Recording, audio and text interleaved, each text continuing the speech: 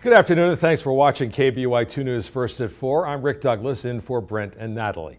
Sergeant Bo Bergdahl's Article 32 military hearing in Texas is over. And on this final day, details emerged about permanent injuries the Haley native sustained while in Taliban captivity. And witnesses describe Bergdahl's state of mind during his Afghan deployment. Scott Logan has tonight's top story.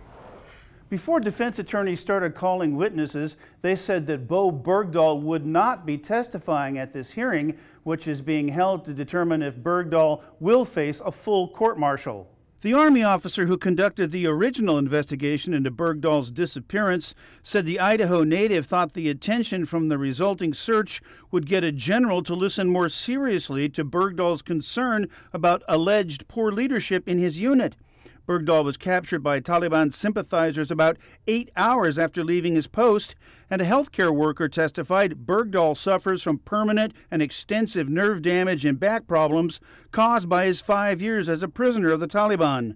Also, Bergdahl's former squad leader said Bergdahl was not adjusting well to deployment, and he suggested to higher-ups that Bergdahl speak to a chaplain, but was told to drop the matter. That officer who conducted the original investigation says that Bergdahl was, quote, way off the mark with his concern about poor leadership in his unit. But this officer, a general, also says Bergdahl should not go to prison. In the studio, Scott Logan, KBUI2 News. Now, a report and recommendations will be sent to the head of U.S. Army Forces Command, where the general in charge will decide if Bergdahl's case merits a full court-martial.